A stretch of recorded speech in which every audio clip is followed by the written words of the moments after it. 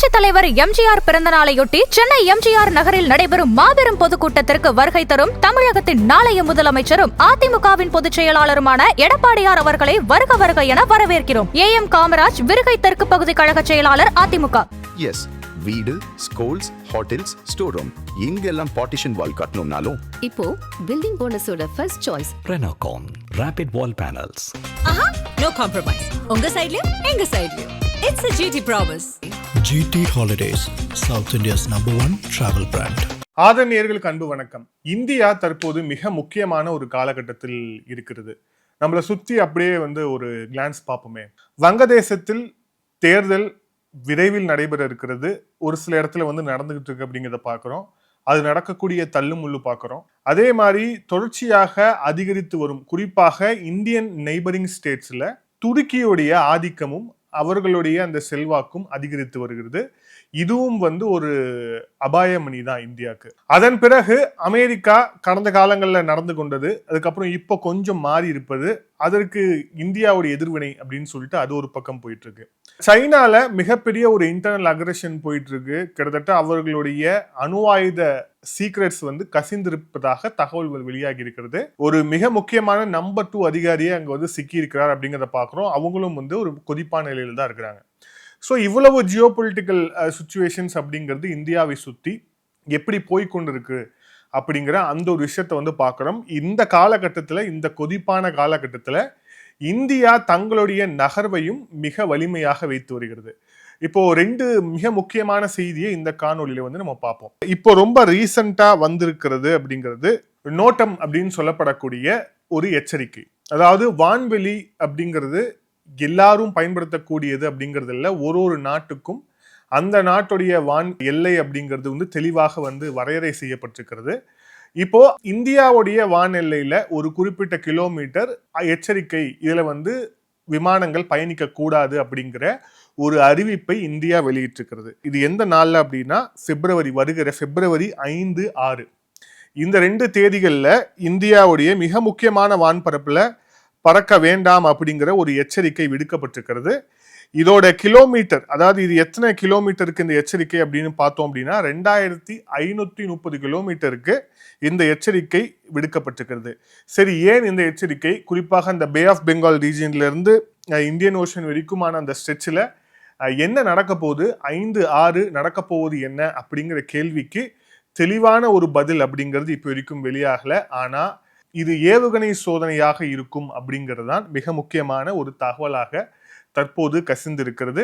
ஏன்னா இந்த அளவுக்கான ஒரு லாங் எக்ஸ்டென்சிவ் கிலோமீட்டர்ஸ் கவர் பண்ணக்கூடியது நிச்சயமாக ஒரு மிசைல் டெஸ்டா தான் இருக்கும் அப்படிங்கிற ஒரு தகவலும் இருக்கிறது. மிக நிச்சயமா பார்ப்போம். நம்மளை சுற்றி இருக்கக்கூடிய நாடுகளில் நடக்கக்கூடிய மூமெண்ட்ஸ், நம்ம ரீசெண்டாக மிக முக்கியமான ஒரு வார் சுச்சுவேஷனுக்கு போயிட்டு வந்திருக்கோம், ஆப்ரேஷன் சிந்தூர்.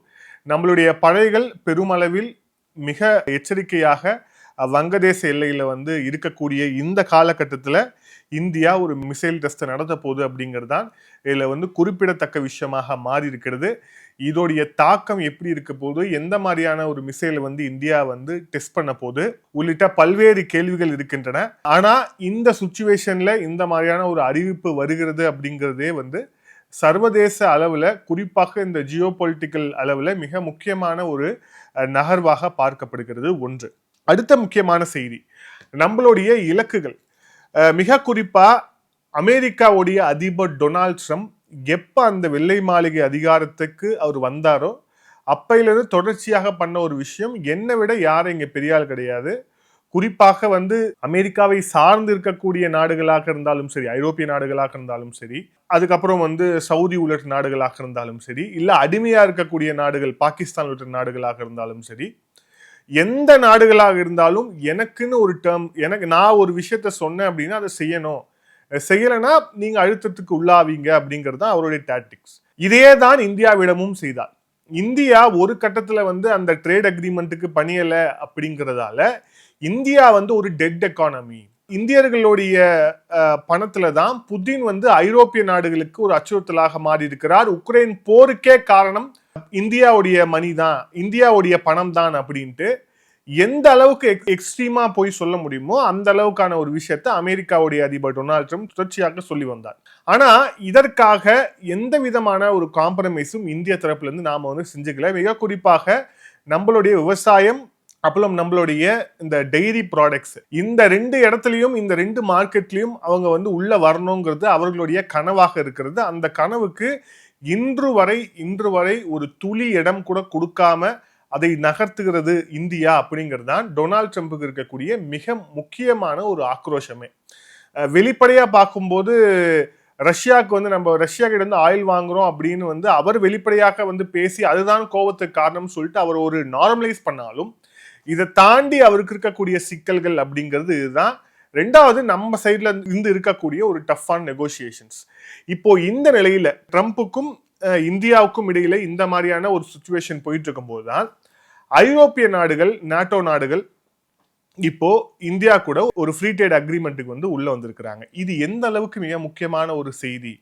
குறிப்பாக ஒரு ஃப்ரீ ட்ரேட் அக்ரிமெண்ட் அப்படின்னா வர்த்தகம் வந்து இனிமே வந்து இயல்பாக இருக்கும், நம்மளுடைய ஏற்றுமதி அப்படிங்கிறது அதிகரிக்கும், நமக்கான ஆக்சஸ் அப்படிங்கிறது பல இடங்கள்ல கிடைக்கும் அப்படிங்கிறது எல்லாமே ஒரு ஓரமா வச்சாலும் கூட இது எத்தகைய மிக முக்கியமான ஒரு நிகழ்வு. ஏன் அப்படின்னா இப்ப அந்த ஐரோப்பிய நாடுகள் யாரை எதிர்த்து கொண்டிருக்கிறார்கள்? இந்த ஐரோப்பிய நாடுகள் ஒட்டுமொத்தமாக, குறிப்பாக கிரீன்லாந்து இஷ்யூ வந்த பிறகு டென்மார்க் வந்து எந்த அளவுக்கு சொன்னாங்கன்னா, ஏதாவது ஒரு அமெரிக்க இராணுவத்துடைய அதிகாரி எங்க காலை வச்சாங்கன்னா நாங்க சுடுவோம் அப்படின்ட்டு டென்மார்க்குடைய தலைவர் வெளிப்படையாக வந்து எச்சரித்தார். ஆனாலும் கூட ட்ரம்புடைய அதிகாரம், அமெரிக்க இராணுவத்துடைய பலம் என்ன அப்படின்னு இந்த நாட்டோ நாடுகளுக்கு, ஐரோப்பிய நாடுகளுக்கு மிக குறிப்பாக தெரியும்.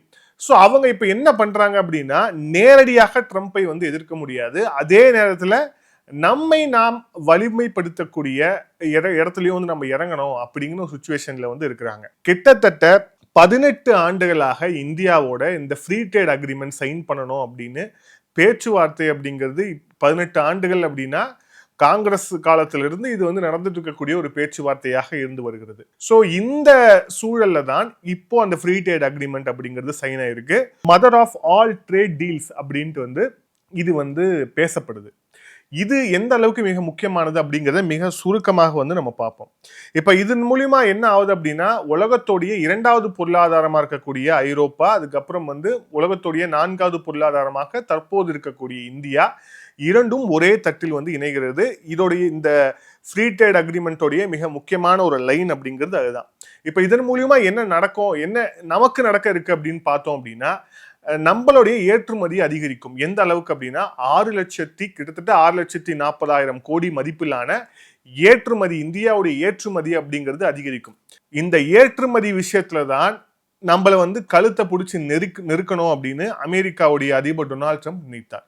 குறிப்பாக இப்ப நம்மளுடைய திருப்பூர் கார்மெண்ட் இண்டஸ்ட்ரியா இருக்கட்டும், இல்ல குஜராத்ல இருக்கக்கூடிய இண்டஸ்ட்ரீஸா இருக்கட்டும், இங்க எல்லா இண்டஸ்ட்ரீஸுக்குமே ஒரு மிக முக்கியமான ஒரு செக்கு, இதன் மூலியமா இந்திய அரசு பணியும்னு அவர் திட்டமிட்ட அந்த இடம் அப்படிங்கிறது இதுதான். இவர்களுடைய ஏற்றுமதிக்கான அந்த கழுத்தை வந்து நம்ம நெரிச்சோம் அப்படின்னா இவங்க இந்தியா நம்மளுடைய வழிக்கு வரும் அப்படின்னு ட்ரம்ப் வந்து தப்பு கணக்கு போட்டார். ஆனா இப்போ நடந்திருக்கிறதே வந்து வேற. அதுவும் அதை செஞ்சிருக்கிறது அப்படிங்கிறது அவருக்கு அமெரிக்காவுடைய உற்ற தோழனாக நேற்று வரை இருந்த ஐரோப்பிய நாடுகள். ஏன்னா ட்ரம்புடைய மனநிலை எந்த அளவுக்கு போயிட்டு இருக்கு அப்படிங்கறத மிக தெளிவாக அறிந்துதான் இதை நோக்கி ஐரோப்பிய நாடுகள் நகர்ந்திருக்கு அப்படிங்கறத பாக்குறோம். கிட்டத்தட்ட குளோபலா 25% ஆஃப் ஜிடிபி வைத்திருக்கக்கூடிய இரு பெரு தேசங்கள் அப்படிங்கிறது இதன் மூலியமாக வந்து ஒன்று சேர்ந்திருக்கிறது அப்படிங்கிறத பாக்குறோம். இப்ப இதனால என்ன ஆயிருக்கு அப்படின்னா, ஏற்கனவே இந்த ஏற்றுமதி தொடர்பாக இருந்த டாரிஃப்ஸ் கிட்டத்தட்ட 9,425 டாரிஃப் இந்தியாவுக்கும் ஐரோப்பிய நாடுகளுக்கும் இடையிலான அந்த டாரிஃப் எல்லாமே வந்து இந்த ஒரு அக்ரிமெண்ட் வந்த உடனே எல்லாமே வந்து அபாலிஷ் ஆயிருக்கு. இது எல்லாமே வந்து முற்றும் முழுதுமாக வந்து ஒழிக்கப்பட்டிருக்கிறது. அதன் பிறகு இது எப்படி நோக்கி நகரும் அப்படிங்கிறத இரு நாடுகளும் இன்னும் வேகமாக இதை உட்கார்ந்து யோசிக்க போறாங்க அப்படிங்கிறத பார்க்கிறோம். இது வந்து ஒரு தொடக்கம் தான். குறிப்பாக ஐரோப்பிய நாடுகள் இந்த இடத்துக்கு வரும் அப்படிங்கிறத யாருமே எதிர்பார்க்கல, ஏன் இந்தியாவே கூட எதிர்பார்க்கல. ஆனால் இந்த ட்ரம்புடைய சர்வதேச அழுத்தம் அப்படிங்கிறது பல்வேறு நாடுகளை வெவ்வேறு டிசிஷன்ஸ் எடுக்கிறதுக்கு வந்து தூண்டியிருக்கு. இன்னொரு விஷயத்த கவனிங்க, இதுல நாம் என்னதான் ஃப்ரீ ட்ரேட் அக்ரிமெண்ட் அப்படின்னு ஐரோப்பிய நாடுகள் கூட போனாலும், நம்மளுடைய ஏற்றுமதி அப்படிங்கிறது அதிகரித்தாலும், நம்மளுடைய மார்க்கெட்டை நம்ம ஓபன் பண்ணி இருந்தாலும், நமக்கு எங்க தேவை, நம்மளுடைய விவசாயிகளுடைய வாழ்வாதாரம் எங்க இருக்கு அப்படிங்கிற அந்த ஒரு மார்க்கெட் லைன் அப்படிங்கிறது நம்ம மூடி இருக்கோம். குறிப்பா சொல்லணும் அப்படின்னா விவசாயம், அதுக்கப்புறம் வந்து பால் உள்ளிட்ட இந்த டைரி ப்ராடக்ட்ஸோடைய இது. ஸோ இந்த மார்க்கெட்ல ஐரோப்பிய நாடுகளும் உள்ள வர முடியாது. அப்போ இந்த அக்ரிமெண்ட்லயே இந்தியாவுடைய அதிகமா இருக்கு அப்படிங்கிறதுக்கு மிக முக்கியமான ஒரு உதாரணம் அப்படிங்கிறது இதுதான். இதைத்தான் அமெரிக்காவிடம் இந்தியா எதிர்பார்த்தது. ஆனா அமெரிக்கா அதுக்கு பணியாம அதுக்கு அப்படியே நீட்டிச்சுக்கிட்டே போயிட்டு இருக்கிறாங்க. இப்ப அவர்களே வந்து நாங்க வரியை குறைக்கிறோம் அப்படின்னு ட்ரம்ப்புடைய எடுபடிகளா இருக்கக்கூடிய அதிகாரிகள் நேரடியா வந்து வெளியே பேசாம அவங்க வந்து நேரடியா இந்தியாவிடம் பேசாம மீடியா கிட்ட பேசிட்டு இருக்காங்க அப்படிங்கிறத பார்க்கும். நாங்க 25% குறைச்சிக்கிறோம் அப்படிங்கிற மாதிரிலாம் பேசிட்டு இருக்கிறாங்க. ஆனா இந்த மாதிரியான ஒரு ட்ரேட் அக்ரிமெண்ட்டை தான் நாம அமெரிக்காவிடம் வந்து எதிர்பார்த்தோம். ஏன்னா 2 பேருக்குமே வின் அண்ட் வின் சுச்சுவேஷன் வந்து இருந்துச்சுன்னா தான் அந்த ட்ரேட் அக்ரிமெண்ட் அப்படிங்கிறதுல வந்து ஒரு பலன் இருக்கும் அப்படிங்கிறது தான் இந்தியாவோட ஸ்திரமான ஒரு நம்பிக்கை. அந்த நம்பிக்கைக்கான மிக முக்கியமான ஒரு நகர்வுகள் தான் இது எல்லாமே. ஸோ இது ஓவராலா பார்த்தோம் அப்படின்னா இந்தியா ஏற்கனவே IMF கணிப்பின்படி 2028 உலகத்தின் 3வது பொருளாதார நாடாக மாறும் அப்படின்னு அவங்க ஏற்கனவே வந்து கணிச்சிருந்தாங்க. ஸோ அந்த கணிப்பை மேலும் மேலும் உறுதி செய்யும் விதமாக, வலிமைப்படுத்தும் விதமாகத்தான் தொடர்ச்சியான நிகழ்வுகள் நடந்து கொண்டிருக்கிறது அப்படிங்கிறத பார்க்குறோம். அதுவும் குறிப்பா இந்த ஃப்ரீ ட்ரேட் அக்ரிமெண்ட்ஸ் அப்படிங்கிறது கிட்டத்தட்ட கடந்த 5 ஆண்டுகள்ல கிட்டத்தட்ட 7 நாடுகளோட நம்ம வந்து ஃப்ரீ ட்ரேட் அக்ரிமெண்ட் அப்படிங்கிறது சைன் பண்ணியிருக்கோம். UAE, Mauritius, Australia, Oman, New Zealand சொல்லிட்டு கிட்டத்தட்ட 7 ஃப்ரீ ட்ரேட் அக்ரிமெண்ட்ஸ் அப்படிங்கிறது வந்து சைன் ஆயிருக்கு. ஸோ நம்ம எந்த அளவுக்கு வந்து டைவர்சிஃபை பண்றோம், நம்மளுடைய பொருட்கள், நம்மளுடைய ஏற்றுமதி அப்படிங்கிறது எல்லா இடத்துக்கும் சென்றடையணும்னு நம்ம எப்படிலாம் கொண்டு போயிட்டு இருக்கோம் அப்படிங்கிறதுக்கான தகவல்கள் தான் இது எல்லாமே. இந்த அமெரிக்காவுடைய டாரிஃப் வந்த போது இங்க லோக்கல்லே மிகப்பெரிய விமர்சனம் அப்படிங்கிறது இருந்தது. குறிப்பாக திருப்பூர் கார்மெண்ட்ஸ் இண்டஸ்ட்ரி சம்பந்தமாக இருக்கட்டும், இன்னும் பல்வேறு விஷயங்களாகட்டும், இதுல இந்திய அரசு வந்து தோல்வி அடைந்து விட்டது, இதை இன்னும் வந்து சரி செஞ்சிருக்கலாம், இது இந்திய வெளியுறவுத்துறைய தோல்வி அப்படின்னு தொடர்ச்சியா வந்து சொல்லிட்டே இருந்தாங்க. ஆனா இந்திய அரசு தரப்புல இருந்து மிக முக்கியமான ஒரு விஷயம் மட்டும் சொல்லப்பட்டது. அவங்க வைக்கக்கூடிய டிமாண்ட் அப்படிங்கிறது அதை ஏற்றுக்கொள்ள முடியாது, அதை ஏற்றுக்கொண்டோமே ஆனால் அது இன்னும் மிகப்பெரிய ஒரு பாதிப்பை, ஒரு ஆபத்தை ஏற்படுத்தும். அதனால அது பண்ண முடியாது. ஆனா இதுக்கான ஒரு ஆல்டர்னேட்டிவ் மார்க்கெட்ஸை வந்து ஓப்பன் பண்றதுக்கான மிக முக்கியமான விஷயங்களை நம்ம செய்ய போறோம் அப்படின்னு சொல்லியிருந்தாங்க. இப்ப கிட்டத்தட்ட அதுதான் நடந்திருக்கு அப்படிங்கிறத பார்க்கிறோம். அதுவும் ஐரோப்பா அப்படிங்கிறது மிக முக்கியமாக எந்த அளவுக்கு மிக முக்கியமான ஒரு மார்க்கெட் அப்படிங்கிறது நம்ம எல்லாருக்குமே தெரிஞ்ச ஒரு விஷயம் தான். ஸோ இந்த பதிவோட இறுதியா அமெரிக்காவுடைய அதிபர் டொனால்ட் ட்ரம்ப் அவர் வைத்து வரக்கூடிய நகர்வுகள், குறிப்பா வெனிசுலால போய் அவங்களுடைய அதிபர் மதுரோவை வந்து நேரடியா வந்து கைது செஞ்சதாகட்டும், இப்ப ஈரான்ல வந்து ஈரானே அவங்களோட டீலுக்கு பணி வைக்கிறதுக்காக வந்து நாங்க போர்க்கப்பலை அனுப்புறோம் அப்படின்ட்டு வந்து சொல்றதாகட்டும், தான்றோண்டித்தனமாக தனக்கு என்ன விஷயம் வேணும் அப்படின்னு ஃபிக்ஸ் பண்ணியாச்சு அப்படின்னா அதை எப்படியாவது அடைய வேண்டும் அப்படிங்கிற ஒரு தாந்தோண்டித்தனமாக செயல்படக்கூடிய ஒரு தலைவரின் கையில் அமெரிக்கா வந்து இப்போ வந்து சிக்கி இருக்கிறது. அதை தாண்டி அந்த அமெரிக்கா சிக்கி இருந்தாலும் கூட 2029 வரைக்கும் அவர் தான் வந்து அந்த பதவியில் இருக்க போறார் அப்படிங்கிறதால ஒட்டுமொத்த அமெரிக்க அதிகாரமும் அவருடைய அந்த கட்டை விரல் அசைவுக்கு ஏற்றபடிதான் ஆடும் அப்படிங்கிற விஷயம் எல்லா நாடுகளுக்குமே தெரிஞ்சிச்சு. மிக குறிப்பாக இவ்வளவு நாளா அமெரிக்காவுக்கு வந்து சிவப்பு கம்பளம் விரித்து கவனித்து வந்த ஐரோப்பிய நாடுகளே வந்து முழிச்சு இப்பதான் வந்து அவங்க வெளில வர்றாங்க. இப்ப நம்ம பேசிட்டு இருக்கிற டைம்ல ஐரோப்பிய நாடுகள், இப்ப இட்டலி ஒரு டிஃபென்ஸ் சைன் அப்படின்னுங்கிறது வந்து பண்ணியிருக்கிறாங்க இன்னொரு நாடோட. ஸோ தொடர்ச்சியான நிகழ்வுகள் அப்படிங்கிறது எல்லாமே வந்து நடந்துட்டு இருக்கு. அமெரிக்காவை நேரடியாக எதிர்க்கக்கூடிய நாடுகள், மறைமுகமாக எதிர்க்கக்கூடிய நாடுகள், அமெரிக்காவை எதிர்க்கக்கூடிய நட்பு நாடுகள், இந்த 3 கேட்டகரியில தான் வந்து இப்போ வந்து ஒட்டுமொத்த உலகமே வந்து மாறி இருக்கு அப்படிங்கிறத பார்க்கிறோம். இந்த இடத்த நமக்கு எப்படி சாதகமாக பயன்படுத்திக்க வேண்டும் அப்படிங்கிறதுல இந்தியா தெளிவா இருக்கு. அதோடைய ஒரு நகர்வு தான் இப்போ இது நடந்திருக்கு அப்படிங்கிறத பார்க்கிறோம். இன்னும் தொடர்ச்சியாக நடக்க போகுது. இப்போ நம்ம பேசிட்டு இருக்கக்கூடிய இதே சூழல்ல நம்மளுடைய ஒரு அதிகாரி, ஒரு ரெப்ரசன்டேட்டிவ், குறிப்பாக நம்மளுடைய டெபுட்டி நேஷனல் செக்யூரிட்டி அட்வைசர் வந்து இப்போ ஈரான்ல இருக்கிறார்.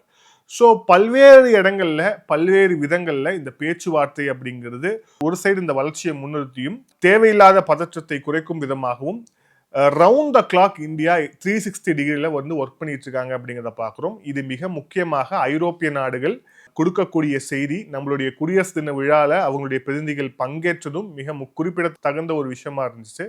ஸோ இது அமெரிக்காவுக்கு கொடுக்கக்கூடிய செய்தி. அதே மாதிரி இந்தியா புறக்கணிக்கக்கூடிய சக்தியாக இல்லை, இந்தியா மிக முக்கியமான ஒரு சக்தியாக மாறிவிட்டது. அதுவும் குறிப்பாக வல்லரசுகளை எதிர்க்க வேண்டும், வல்லரசுகளுக்கு எதிராக ஒரு கூட்டமைப்பு உருவாக்க வேண்டும்னு யார் இனிமே நினைச்சாலும் கூட அந்த இடத்துல இந்தியாவை புறக்கணிக்க முடியாது அப்படிங்கிற ஒரு நிலையை நோக்கி நம் நாடு நகர்ந்து இருக்கு அப்படிங்கிறத பார்க்கிறோம். இன்னும் பல நிகழ்வுகள் நடக்க இருக்கின்றன. அது வரக்கூடிய காணொளிகளை இன்னும் விரிவாகவே பார்ப்போம். மீண்டும் இன்னொரு காணொளியில் சந்திப்போம். அதோட நன்றி, வணக்கம்.